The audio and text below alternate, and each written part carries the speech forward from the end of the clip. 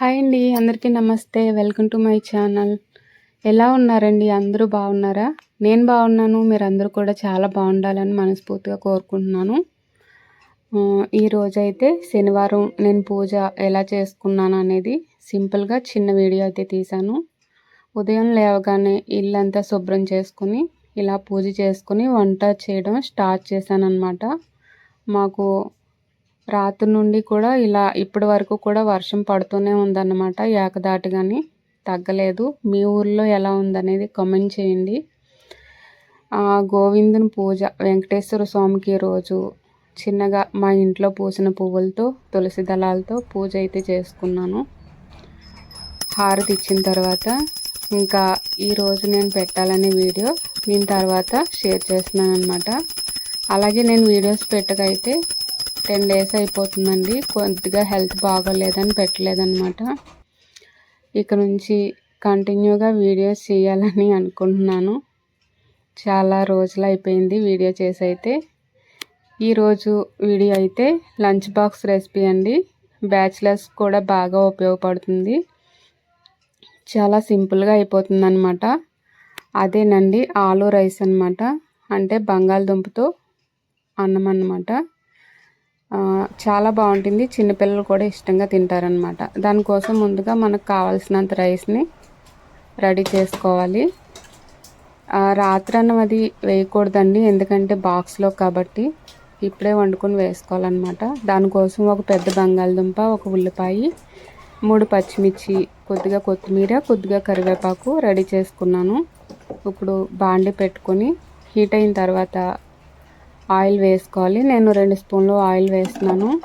Oil వేగిన తర్వాత ముందుగా కరివేపాకు వేయించుకుంటే స్మెల్ బాగుంటుందండి. అది వేసిన తర్వాత కొత్తిమీరని పక్కన పెట్టుకొని మిగతావన్నీ వేసేసుకోవాలి. మనం ఇంట్లోనే తినేలాగైతే నైట్ మిగిలిపోయిన అన్నంతో కూడా ఇది చేసుకోవచ్చండి. కానీ పిల్లలకి బాక్స్గా పెట్టేటప్పుడు పాడైపోతుంది కాబట్టి అప్పటికప్పుడు వండిన రైస్తోనే ఇది చేసుకోవాలన్నమాట. చిన్నపిల్లలు పెద్దవాళ్ళు కూడా అందరూ ఇష్టంగా తింటారండి. బంగాళదుంప అంటే అందరికీ ఇష్టమే కదా. కానీ కూర వండుకొని తింటే కొంచెం వాతం చేస్తుంది అంటారు. చాలామందికి ఒళ్ళు నొప్పులు అవి అంటారు కదా. ఇలా ఫ్రై చేసుకుని తిన్నామంటే మాత్రం వాతం చేయదండి. ఆరోగ్యానికి కూడా బంగాళదుంప కూడా మంచిదేనండి. కానీ ఏదైనా మితంగా తింటేనే మంచిది, ఎక్కువగా తినేయకూడదు అన్నమాట. ఇప్పుడు ఈ ముక్కలు నేను పెద్దగా కట్ చేశాను కదా, కొంచెం మగ్గడానికి టైం పడుతుంది అన్నమాట. కొద్దిగా సాల్ట్ వేసుకొని బాగా కలుపుకొని మూత పెట్టుకోవాలండి. ఒక 10 నిమిషాలు అలా స్టవ్ని లో ఫ్లేమ్లో పెట్టుకొని మగ్గించుకోవాలి. అదే ఆయిల్ ఎక్కువ వేసామనుకోండి వేయించేసుకోవచ్చు అన్నమాట. నేనైతే మగ్గించాలంటున్నాను కదా. మగ్గడం అంటే మనం మూత పెట్టిన తర్వాత వచ్చే ఆవిరికి ఈ ముక్కలన్నీ మగ్గుతాయి అన్నమాట. అది బాగా చిన్నపిల్లలకి నెయ్యి ఇష్టం అనుకోండి, నెయ్యి వేసుకోవాలన్నమాట ఆయిల్ బదులు. అలాగే చాలా తక్కువగా పసుపు వేసుకోవాలన్నమాట.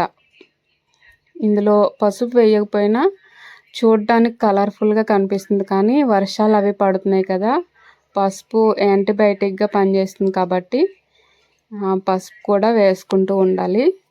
అలాగే చాలా తక్కువగా కారం వేస్తున్నానండి.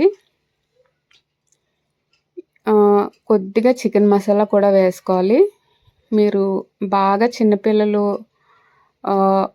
ఎల్కేజీ, యూకేజీ, ఫస్ట్ క్లాసు ఇలాంటి చిన్నపిల్లలకి అవి తినిపించడానికి అయితే కారం, పచ్చిమిర్చి అనేది అడ్జస్ట్మెంట్ చేసుకొని వేసుకోండి.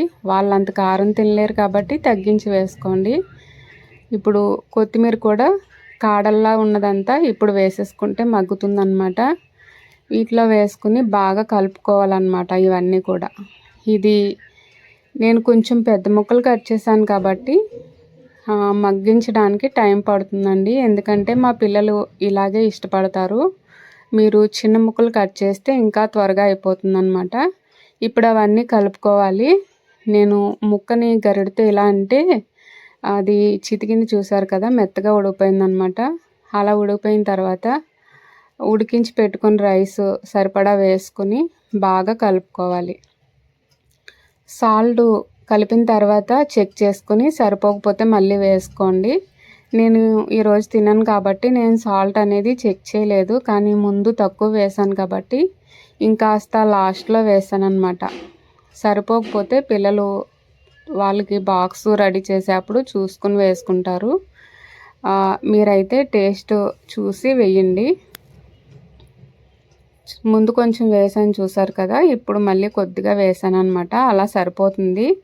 మన వంట చేసే వాళ్ళకి స్మెల్ ద్వారా కూడా ఉప్పు సరిపోయిందా లేదా అనేది తెలుస్తుందండి చాలామందికి. అలా మనం ఉపవాసంలో ఉన్నప్పుడు కూడా అలా స్మెల్ చూసి కూడా వేసేయచ్చు అనమాట. చూసారు కదా, ఆలు రైస్ అయితే చాలా సింపుల్గా రెడీ అయిపోయిందండి. ఎక్కువ టైం ఏం తీసుకోదు. బ్యాచిలర్స్ అయినా కూడా చాలా సింపుల్గా చేసుకోవచ్చు. పిల్లలకి బంగాళదుంప అంటే చాలా ఇష్టం కదా, వాళ్ళకి అప్పుడప్పుడు కూడా ఇలా చేసి పెడితే లంచ్ బాక్స్ అనేది ఖాళీ చేసి తీసుకొస్తారనమాట. అంత ఇష్టంగా తింటారు. ఇప్పుడు అన్నీ వేసిన తర్వాత ఇంకా కలిపేసి స్టవ్ ఆఫ్ చేసి కొద్దిసేపు అలా మూత పెట్టి ఉంచామనుకోండి, ఆ ఫ్లేవర్స్ అన్నీ కూడా ఈ రైస్కి అంతటికి పట్టి మంచి టేస్ట్ వస్తుందన్నమాట. స్కూల్లో పిల్లలు మధ్యాహ్నం వరకు తినరు కాబట్టి బాగా చల్లారిన తర్వాతే బాక్స్ మూత పెట్టండి. ఇక ఈరోజు వీడియో అయితే చూసారు కదండి, ఆలు రైస్ అనమాట. ఎలా ఉందనేది పూర్తిగా వీడియో చూసి లైక్ చేసి కామెంట్ చేయండి. మరిన్ని మంచి మంచి వీడియోస్ కోసం ఛానల్ని సబ్స్క్రైబ్ చేసుకోండి. అందరూ కూడా నాకు చాలా బాగా సపోర్ట్ చేస్తున్నారు. నేను పెట్టే కొటేషన్స్ కూడా చాలా బాగున్నాయని మీరు మెసేజ్లు పెడుతుంటే చాలా ఆనందంగా అనిపిస్తుంది అనమాట. నేనైతే ఇలా మా బాబుకి బాక్స్లో పెడుతున్నాను. అంటే టైం అవుతుందండి వెళ్ళడానికి, ఫ్యాన్ కింద పెడదాం కదా అని వేడివేడిగా ఉండగానే పెడుతున్నాను అనమాట. దీన్ని ఫ్యాన్ దగ్గర పెడితే చల్లారిపోతుంది కదా, అప్పుడు మూత పెట్టి నేను పంపిస్తాను. ఇలా ఈజీగా చేసుకునే లంచ్ బాక్స్ రెసిపీస్ అవి నేను ఇంకా నుంచి పోస్ట్ చేస్తూ ఉంటాను. ఛానల్ని ఫాలో అవుతూ ఉండండి. గోవిందాయ నమః. అందరికీ నమస్తే.